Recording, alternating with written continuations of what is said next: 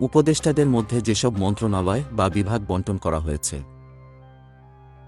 সালেহউদ্দিন আহমেদ, অর্থ মন্ত্রণালয়, পরিকল্পনা মন্ত্রণালয়; আসিফ নজরুল, আইন, বিচার ও সংসদ বিষয়ক মন্ত্রণালয়; আদিলুর রহমান খান, শিল্প মন্ত্রণালয়; এএফ হাসান আরিফ, স্থানীয় সরকার, পল্লী উন্নয়ন ও সমবায় মন্ত্রণালয়; তৌহিদ হোসেন, পররাষ্ট্র মন্ত্রণালয়; সৈয়দা রিজওয়ানা হাসান, পরিবেশ, বন ও জলবায়ু পরিবর্তন মন্ত্রণালয়; শারমিন মুর্শিদ, সমাজকল্যাণ মন্ত্রণালয়; এম সাখাওয়াত হোসেন, স্বরাষ্ট্র মন্ত্রণালয়; আফম খালিদ হোসেন, ধর্ম বিষয়ক মন্ত্রণালয়; ফরিদা আক্তার, মৎস্য ও প্রাণিসম্পদ মন্ত্রণালয়; নূরজাহান বেগম, স্বাস্থ্য ও পরিবার কল্যাণ মন্ত্রণালয়; নাহিদ ইসলাম, ডাক, টেলিযোগাযোগ ও তথ্যপ্রযুক্তি মন্ত্রণালয়; আসিফ মাহমুদ সজীব ভুইয়া, যুব ও ক্রীড়া মন্ত্রণালয়।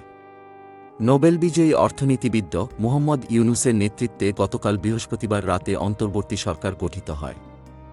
গতকাল রাতে বঙ্গভবনে ৭ সদস্যের অন্তর্বর্তী সরকারের ৪ জন শপথ নেন। ৩ জন ঢাকার বাইরে থাকায় তারা গতকাল শপথ নেননি। তারা হলেন সাবেক রাষ্ট্রদূত সুপ্রদীপ চাকমা, চিকিৎসক বিধান রঞ্জন রায় ও নৌবাহিনীর অবসরপ্রাপ্ত কর্মকর্তা ফারুক আজম।